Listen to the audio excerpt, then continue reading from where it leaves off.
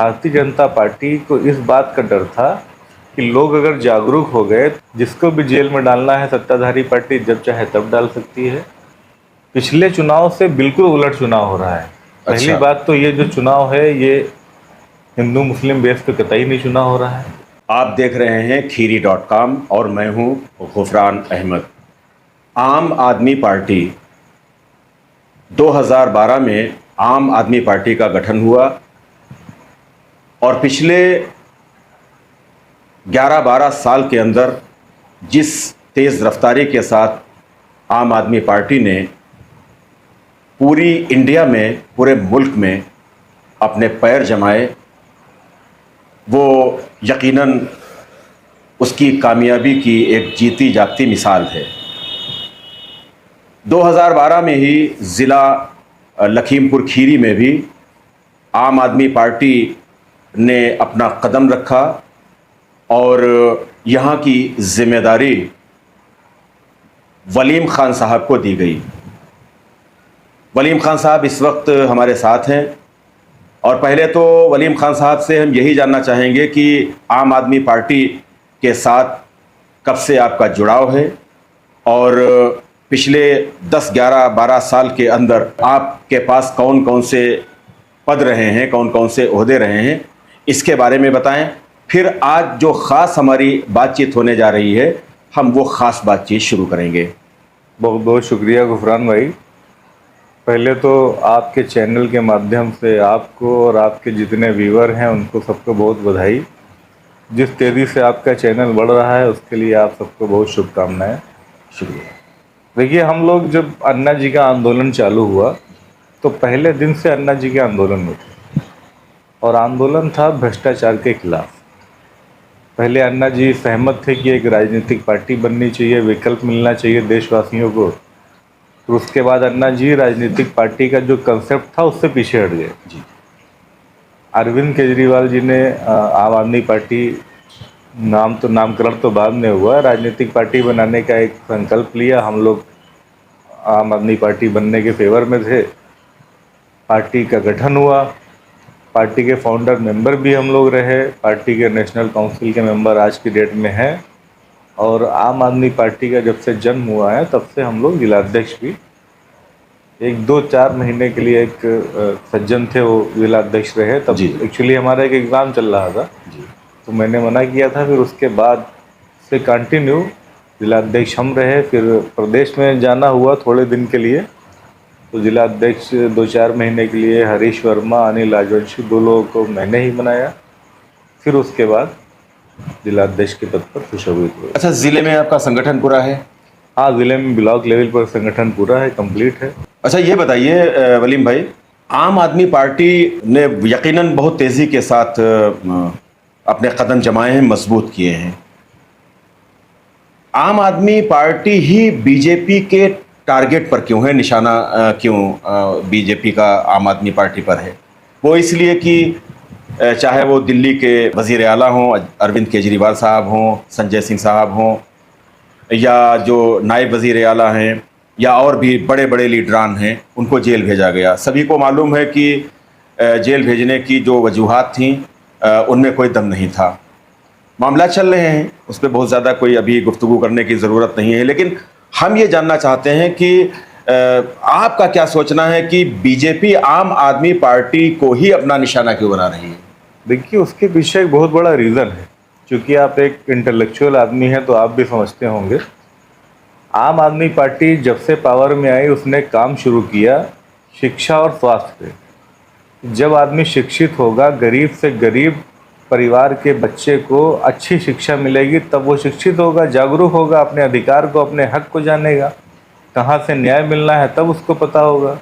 तो अरविंद केजरीवाल की गलती यही थी कि अरविंद केजरीवाल अच्छी स्वास्थ्य सेवाएं, अच्छी शिक्षा लोगों को उपलब्ध करा रहे थे। भारतीय जनता पार्टी को इस बात का डर था कि लोग अगर जागरूक हो गए तो जो डेवलपमेंट की पॉलिटिक्स अरविंद केजरीवाल कर रहे हैं, अभी तक आपने देखा होगा जो भी पार्टी पावर में रही हो, कोई जात की कर रहा है, कोई धर्म की कर रहा है, कोई दूसरे इशू पे काम कर रहा है, लेकिन डेवलपमेंट की पॉलिटिक्स से सब लोग दूर थे। अरविंद केजरीवाल जी ने इस देश को राजनीति की नई दिशा देने का काम किया। अरविंद केजरीवाल जी ने क्या किया कि जिस सरकारी स्कूल में एक मुख्यमंत्री का बच्चा पढ़ रहा है, मंत्री का बच्चा पढ़ रहा है, वहीं एक गरीब रिक्शे वाले का बच्चा पढ़ रहा है। तो ये सब कुछ चीज़ें थी कि 1 रुपये से लेकर 1 करोड़ रुपए तक का इलाज जो है दिल्ली का नागरिक है वो फ्री है। बहुत सी ऐसी योजनाएं थी जो जनता के लिए थी, और इनको डर ये था कि अगर अरविंद केजरीवाल इसी तेजी से आगे बढ़ते रहे तो जो अवसरवादी पार्टियां हैं, जो इस देश को लूटने का काम कर रही हैं, जो नहीं चाहती हैं कि इस देश की सियासत में परिवर्तन आए, तो वो लोग अरविंद केजरीवाल को रोकने का एक प्रयास कर रहे हैं। लेकिन चूंकि हम लोग करीब से देख रहे हैं, जनता जो है वो बड़ी जागरूक हो चुकी है। 2014 में नरेंद्र मोदी जी के नेतृत्व में भारतीय जनता पार्टी पूरा देश जीत के आई, लेकिन 2015 के चुनाव में आम आदमी पार्टी ने उनको 70 में 3 सीटें दी। 67 सीटें आम आदमी पार्टी को मिली। फिर 2019 के चुनाव में देश के गृह मंत्री, देश के प्रधानमंत्री, सारे सांसद, सारे मंत्री दिल्ली का चुनाव आम आदमी पार्टी को हराने के लिए पूरा प्रयास किए, लेकिन सीटें कितनी मिली? 7। तो कहने का मतलब ये है कि आम आदमी पार्टी से जो खतरा है दूसरी पार्टियों को, वो सिर्फ इसलिए है कि डेवलपमेंट की जो पॉलिटिक्स अरविंद केजरीवाल जी ने शुरू की है वो आगे चल के पूरे देश में आएगी। और मेरा एक दावा है, 2012 में मैंने एक आर्टिकल लिखा था और कुछ एडिटोरियल में कुछ पेपरों ने जगह भी दी थी कि एक समय आएगा कि अरविंद केजरीवाल जी ही इस देश के प्राइम मिनिस्टर बनेंगे। अच्छा, एक चीज़ ये बताइए कि अभी केजरीवाल साहब को जेल भेजा गया जी, और संजय सिंह साहब वो भी जेल में रहे, और भी कई बड़े लीडरान हैं जो जेल में रहे हैं। क्या जेल में भेजा जाना और उसके बाद में अदालत के ज़रिए ज़मानतें भी हो गई, केजरीवाल साहब भी वो अंतरिम ज़मानत पर आए हैं, तो क्या इससे जो 2024 का लोकसभा का चुनाव है इस पर कोई असर पड़ता हुआ दिखाई पड़ रहा है, ख़ास तौर से दिल्ली में, पंजाब में, हरियाणा में? देखिए, ऐसा है कि भारतीय जनता पार्टी को ये लग रहा था कि इस पार्टी को जितना बदनाम करेंगे या इनके जितने बड़े लीडर हैं उनको जेल में हम डालेंगे, तो ये हमारे खिलाफ जो हमारी पोल खोल रहे हैं पूरे देश में जा के, चाहे वो संजय सिंह जी हों, चाहे अरविंद केजरीवाल जी हों, चाहे मनीष सिसोदिया जी हों, चाहे सत्येंद्र जैन जी, तो ये हमारी पोल खोलने का जो इनके जो कुशासन है उसको ये पूरे देश में जा के बता रहे थे। आम आदमी पार्टी की उपलब्धियां, नीतियां बता रहे थे। तो बीजेपी को खतरा ये था कि पब्लिक अवेयर ना हो जाए, तो इसीलिए आम आदमी पार्टी के टॉप लीडर्स को इन्होंने जेल में डाला। लेकिन बहुत धन्यवाद हमारे सर्वोच्च न्यायालय का, जिसने भी संजय सिंह जी को छोड़ा, फिर अरविंद केजरीवाल जी को छोड़ा, जमानत पर आए। जमानत पे आए। आप जानते हैं कि सत्ताधारी पार्टी के लिए कितना आसान होता है किसी को भी जेल में डाल देना। स्वतंत्र संस्थाएं कोई स्वतंत्र रही नहीं, जिसको भी जेल में डालना है सत्ताधारी पार्टी जब चाहे तब डाल सकती है। सारा कुछ डिपेंड है हमारे न्यायालयों पे, और न्यायालयों से इंसाफ होता रहा है और होता रहेगा। अच्छा, अब आम आदमी पार्टी इंडिया अलायंस का एक बहुत अहम हिस्सा है, तो एक तरह से पूरे मुल्क में चुनाव प्रचार की जिम्मेदारी को आम आदमी पार्टी के जो लीडरान हैं, केजरीवाल साहब हैं या संजय सिंह साहब हैं, ये दो लोग ख़ास तौर से इस जिम्मेदारी को अदा भी कर रहे हैं।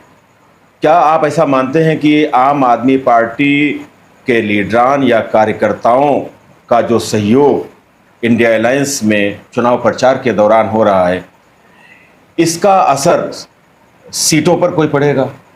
इसका थोड़ा सा जवाब आपको विस्तृत में देना चाहूँगा। 2016 में एक नेशनल काउंसिल की मीटिंग चल रही थी दिल्ली में, तो वहाँ मैंने एक राय दी अपनी कि हमारे जो मुखिया हैं माननीय अरविंद केजरीवाल जी को, मैंने कहा कि अगर आप लोग उत्तर प्रदेश में पूरे तन मन से काम करें तो उत्तर प्रदेश में एक बड़े विकल्प की ज़रूरत है। हालांकि किसी वजह से वो मेरी बात नहीं मानी गई, क्योंकि मैं महसूस कर रहा था कि यहाँ के लोगों में आम आदमी पार्टी के प्रति आकर्षण है, लोग जुड़ रही रहे हैं, वो अलग बात है। और इतने कम टाइम में एक बड़ा संगठन भी हम लोगों ने तैयार किया। आप उत्तर प्रदेश के किसी भी जनपद में जाएंगे, ठीक ठाक संगठन मिलेगा। संगठन के अलावा पब्लिक में करंट था आम आदमी पार्टी को पसंद करने का, आम आदमी पार्टी के चुनाव लड़के उसको वोट करने का। तो अभी जो इंडिया अलायंस बना है उसमें आम आदमी पार्टी मुख्य घटक दल के रूप में है। दिल्ली और पंजाब में तो हमारा जनाधार है।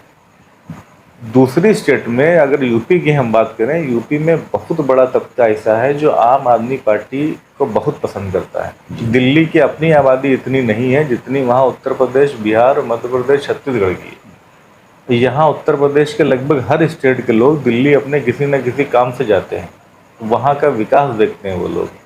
तो यहाँ के लोग जो हैं वो आम आदमी पार्टी को पसंद करते हैं, वोट करना चाहते हैं, और ये बड़ा सौभाग्य रहा कि आम आदमी पार्टी इंडिया अलायंस में है और इसका बहुत बड़ा फायदा इंडिया गठबंधन को मिलने वाला।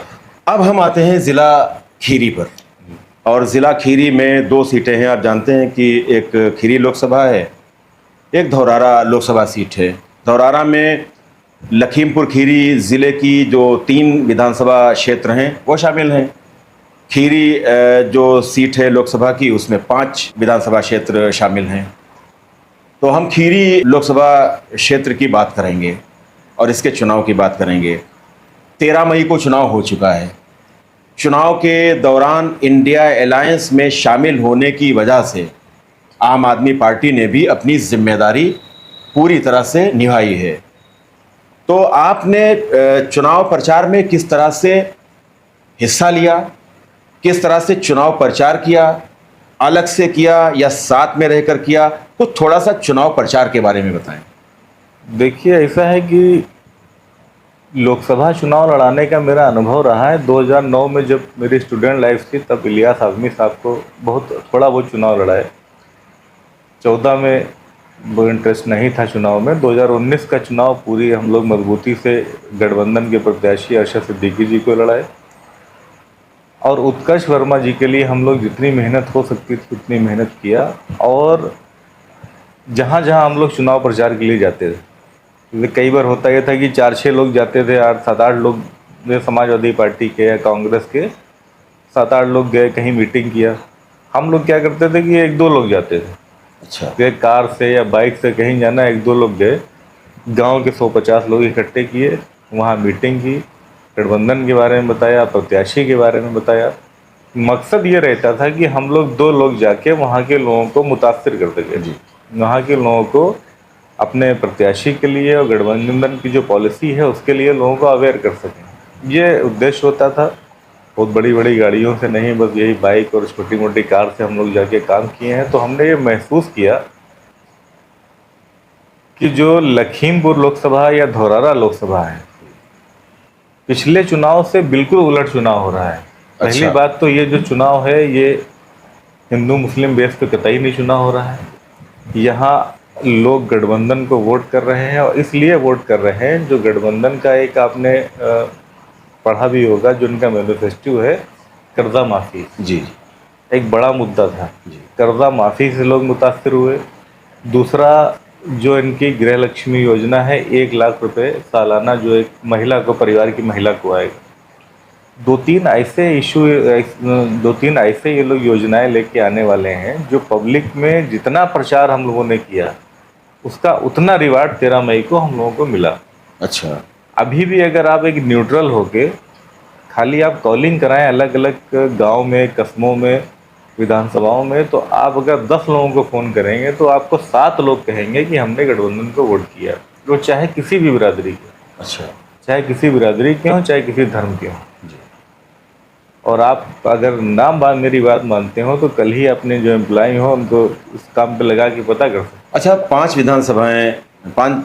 विधानसभा क्षेत्र हैं, विधानसभा की 5 सीटें हैं। गोला है, लखीमपुर है, पलिया है, श्रीनगर है, निघासन है जी। तो आपने 5 विधानसभा क्षेत्रों में दौरा किया है जी। आपको सबसे ज़्यादा मजबूत इंडिया अलायंस के लिए कौन सी विधानसभा सीट या विधानसभा क्षेत्र आपको नज़र आया है? देखिए, अगर देखा जाए तो लगभग सारी सीटों पे, सारी विधानसभाओं में इंडिया अलायंस को बहुत अच्छा वोट मिल रहा है।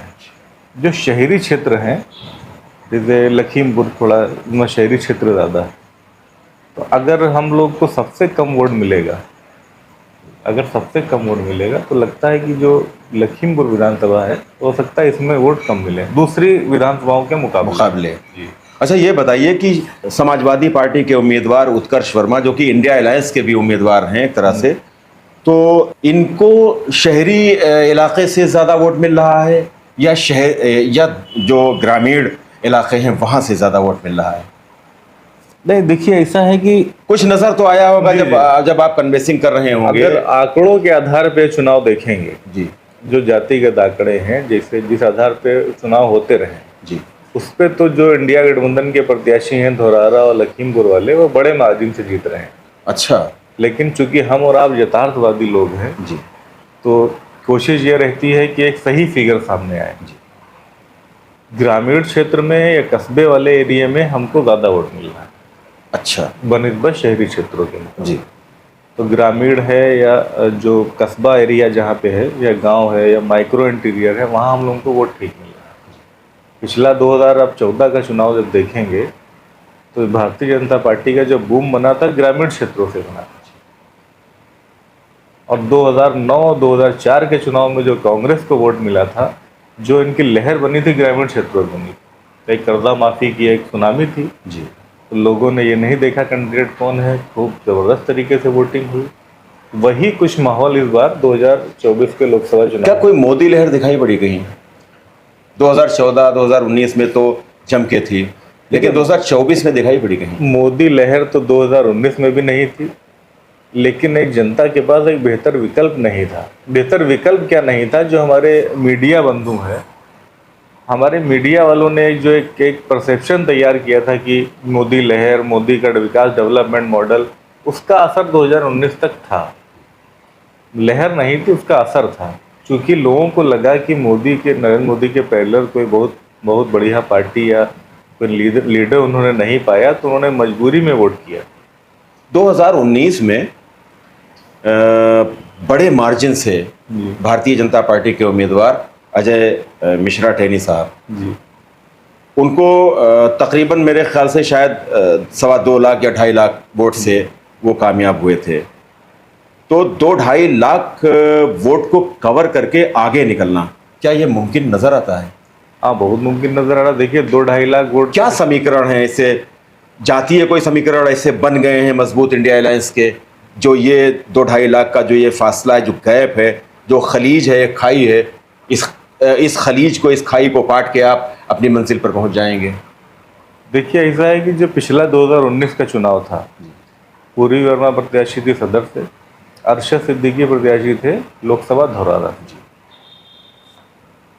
जो कुर्मी वोट था, अगर आप जो बूथ वाइज उसका सर्वे करेंगे, तो वो भी भारतीय जनता पार्टी में गया था। पासी समाज का वोट 80 से 90% वोट भारतीय जनता पार्टी में गया था। गौतम समाज का वोट, चूंकि यहाँ सिंबल साइकिल का था, तो वो भी भारतीय जनता पार्टी में गया था। प्योर मुस्लिम समाज का जो वोट था 80% 90% साइकिल में गया था इस 2019 के चुनाव। इस बार माहौल दूसरा है जी। इस बार गौतम समाज का उनका चुनाव चिन्ह है, उन बहुजन समाज पार्टी चुनाव लड़ रही है। संविधान बचाने के नाम पर, कर्जा माफी के नाम पर जो वोट भारतीय जनता पार्टी में गया था, वही वोट अब कन्वर्ट होके गठबंधन में आ रहा है।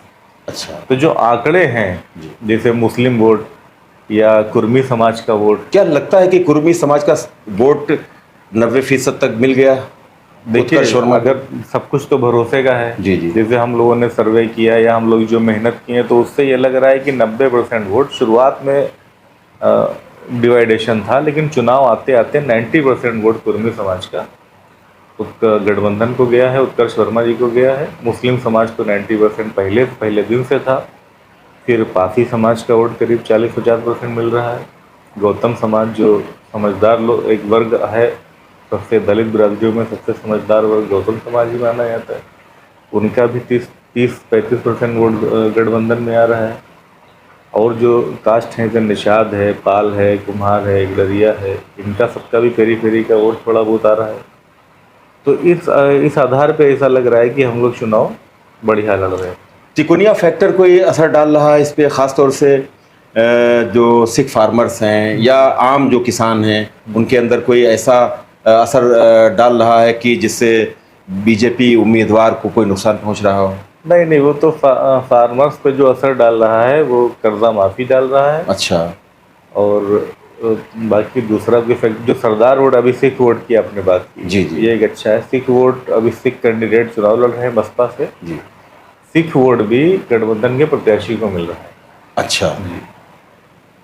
मतलब ये वोट जान रहा है, समझ रहा है कि हमारा कैंडिडेट कामयाब नहीं हो रहा है। देखिए, लड़ाई तो दो ही लोगों में है, जी, भारतीय जनता पार्टी और गठबंधन। जी। तो जो बहुजन समाज पार्टी को वोट जाना चाहिए था, उसको लग रहा है कि हमारा प्रत्याशी फाइट में नहीं है, तो भारतीय जनता पार्टी के कुशासन को खत्म करने के लिए वो गठबंधन को वोट करें। एक आम चर्चा ये भी चुनाव के दौरान होती रही कि भारतीय जनता पार्टी के अंदर आपस में ही कुछ अंतरकलह है। खासतौर से 3 विधायकों के नाम लिए गए और वो सोशल मीडिया में भी बहुत वायरल होता रहा ये मामला कि ये 3 जो विधायक हैं ये बीजेपी उम्मीदवार को सपोर्ट नहीं कर रहे हैं, या यहाँ तक कहा गया कि ये इंडिया अलायंस के प्रत्याशी के समर्थन में है। इस तरह की बातें कही गई, सच्चाई नहीं मालूम है सच्चाई क्या है। तो क्या कुछ इस तरह आप क्या महसूस कर रहे हैं इस? देखिए, 2019 में इससे ज़्यादा अंतरकलह थी। अच्छा, 2019 का चुनाव अगर आप देखेंगे तो अंतरकलह की चर्चा इससे ज़्यादा थी। तो हर चुनाव में रहता है कि कोई सपोर्ट करेगा, कोई इंटरनल विरोध करेगा। अब पब्लिक, देखिए, किसी के पास वोट बैंक नहीं है। पब्लिक अब इतना तो जागरूक हो ही गई है कि वो पार्टी को वोट कर रही है। अभी अगर आप कहेंगे हमारे पास 4000 वोट है, 5000 वोट हम कहें हमारे पास है, तो वोट किसी के पास नहीं। अच्छा, एक ये हाँ, भी वलीम भाई, जी जी, वोट एक पूंजी है जो सम्मान के साथ अर्जित की जाती है। तो आपका सामाजिक जीवन कैसा रहा है, आपका समाज पे असर कितना है, तो आपके कहने से कुछ वोट आप इधर से उधर कर सकते हैं, लेकिन आप सोचिए कि बड़े पैमाने पर डाइवर्जन, तो वो एक बात ये भी कही गई कि इस बार चुनाव नेता नहीं बल्कि जनता लड़ रही है, तो क्या इसमें कुछ सच्चाई है? हाँ, ऐसा कई बार लगा कि गठबंधन की तरफ से जनता चुनाव लड़ रही है। नेता कैंडिडेट हमारे बहुत सीधे और सज्जन आदमी है, और उनका जो विधानसभा कार्यकाल रहा है वो भी बहुत, मतलब, शराफत वाला। क्या उम्मीद लगती है कि जीत जो होगी वो कितने मार्जिन से होगी? लाखों में होगी, हजारों में होगी? क्या ऐसा लगता है? क्या कई महसूस बार करते ऐसा हैं? लगता था कि जब हम लोग मीटिंग करने जाते थे तो पब्लिक खुद घेर लेती थी। पब्लिक घेर लेती थी कि अरे आप एक मीटिंग यहाँ करने के बाद एक मीटिंग वहाँ कर लीजिए। तब लगता था कि जनता खुद परिवर्तन चाहती है। और जीत का जो मार्जिन आपने सवाल किया, जीत का मार्जिन मेरे हिसाब से बहुत ज़्यादा नहीं होगा। हार और जीत 30, 40, 50 हज़ार के अंदर ही होगी। चुनाव के दिन यानी 13 मई को तो आपने भी दौरा किया होगा, देखे होंगे, बहुत जगहों पर गए होंगे। क्या दिखाई पड़ा आपको माहौल? माहौल कुछ अंदाजा लग जाता है? माहौल ये दिखाई पड़ा कि इंडिया गठबंधन को ठीक ठाक वोट मिला है और लोगों ने जोश के साथ वोट किया है। लेकिन जो कंपटीटर है भारतीय जनता पार्टी, उसको भी कमज़ोर समझना ठीक नहीं। अच्छा, कमज़ोर समझना ठीक नहीं है। और जो चुनाव का जो नतीजा आएगा, वो जो डिफरेंस होगा हार जीत का, वो बहुत बड़ा अंतर नहीं होगा। अच्छा, ये एक बड़ी ईमानदारी से एक बात आप कह रहे हैं। तो नाजरीन, ये सही बात है कि जो बीजेपी के कैंडिडेट हैं, उम्मीदवार हैं, वो इस वक्त केंद्र में गृह राज्य मंत्री भी हैं, 10 साल सांसद रहे हैं, तो कमज़ोर तो नहीं महसूस करना चाहिए और कम नहीं आंकना चाहिए।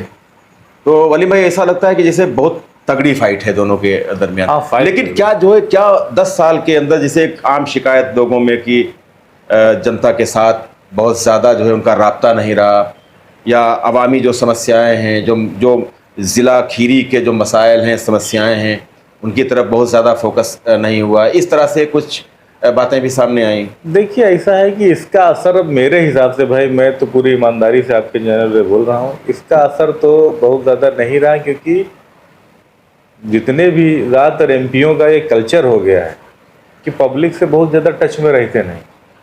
मैंने सिर्फ एक आदमी को देखा है अपने जीवन में जिसने अपना जीवन समर्पित किया पब्लिक के लिए, वो मरहूम इलियास आज़मी साहब थे।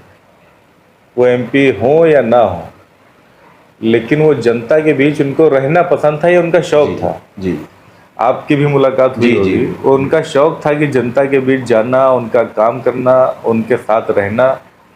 और बहुत अच्छे परिवार से थे, संपन्न परिवार से थे, लेकिन उनको आप ज़्यादातर गरीबों के बीच में ही देखते। जी, ये उनका अपना एक शौक था कि गरीबों के साथ रह के, और वो कहते भी थे कि मेरा जो जन्म हुआ है वो दलित, शोषित, वंचित समाज के कल्याण करने के उद्देश्य से हुआ है। मैं अब जब तक जीवित रहूँगा उनके लिए जितना मेरी हैसियत है मैं कर सकता हूँ करता रहूँगा।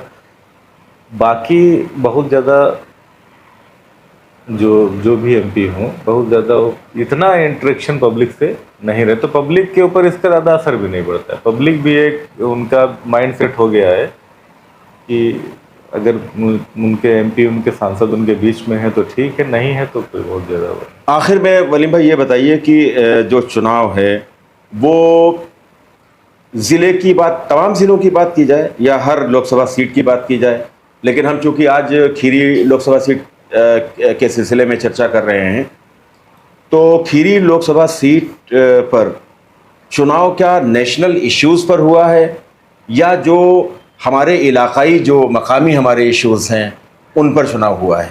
मैं पूरे देश में चुनाव नेशनल इश्यूज़ पे हो रहा है और इलाकाई तो हमेशा हर चुनाव में मायने रखते ही हैं। लेकिन जो मैंने आपको इससे पहले ही बताया कि जो ये कर्जा माफ़ी की योजना है, उसको चाहे आप नेशनल कह लीजिए चाहे इलाकाई कह लीजिए, भाई आपके ऊपर भी अगर आपके पास ज़मीन है, ग्रीन कार्ड या दूसरे सोर्सेस से आपने जो लोन लिया है वो कर्जा तो आपके ऊपर है ना। वो चाहे इलाकाई या प्रॉब्लम समझ लीजिए चाहे नेशनल इशू समझ लीजिए, तो कर्जा माफ़ी संविधान बचाने वाला तो प्योर नेशनल इशू है। और दूसरा ये जो भारतीय जनता पार्टी ने महंगाई, बेरोजगारी बढ़ाई, इसको चाहे स्थानीय समझ लीजिए चाहे नेशनल इशू। अच्छा, ये जो एक थोड़ा सा ये कम्युनल बातें की जा रही हैं या 2014 या 13 से ही शुरू कर दी गई थी एक माहौल को कम्युनल बनाना, फिरका वाराना बनाना, तो अब 2024 में क्या लगता है कि अब ये सब चीज़ें अलग हो गई हैं, अब इसका कोई असर नहीं दिखाई पड़ रहा है? आम जो वोटर है, आम वोटर उसको अपने दो वक्त की रोटी, अपना कारोबार, मुलाजमत वगैरह वो दिखाई पड़ रही है, प्राथमिकताओं में उसकी मुलाजमत है, महंगाई है, रोज़ी रोटी है, या फिर अभी है इसका कोई असर? क्योंकि मेरा मानना है कि इससे पहले भी ये सब बहुत बड़े पैमाने पर नहीं था, लेकिन चूँकि सोशल मीडिया तक अप्रोच एक रिक्शे वाले, ठेलिया वाले की भी है और एक करोड़पति की भी है, 10 साल के बच्चे की भी है और 80 साल के बुजुर्ग की भी है।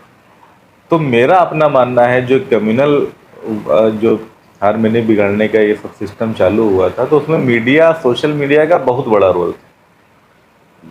पूरी जिम्मेदारी से बात आपको माननी पड़ेगी, मीडिया, सोशल मीडिया का बहुत बड़ा रोल था। आप मीडिया चैनलों पे देखिए डिबेट काहे पे होती थी। आपने अपने जीवन में कभी ये देखा है कि शिक्षा, स्वास्थ्य पर डिबेट हुई हो? नहीं। डिबेट होती थी कम्युनल इश्यूज पे। जी।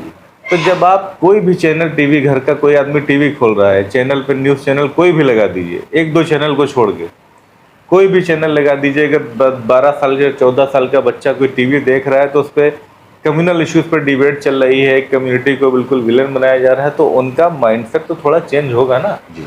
तो ये सब बड़ा प्री प्लान तरीके से मीडिया, सोशल मीडिया, ये सब कई प्लेटफॉर्म का यूज़ करके माहौल बनाया गया था।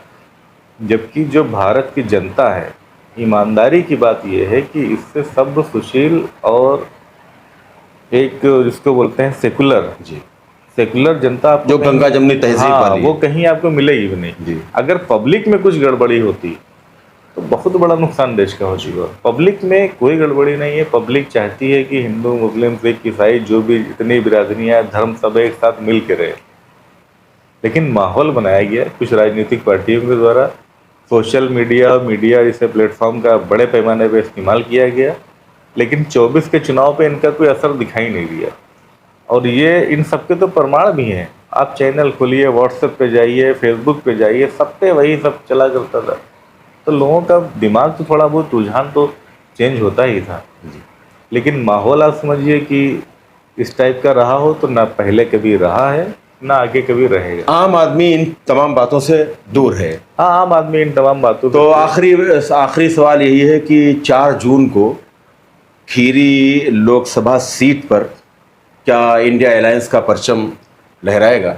देखिए, उम्मीद तो यही है और लग भी रहा है कि India alliance Kheri Lok Sabha seat पर तो जरूर पांचों विधानसभा सीटों पर बीजेपी का कब्जा है इन हालात में।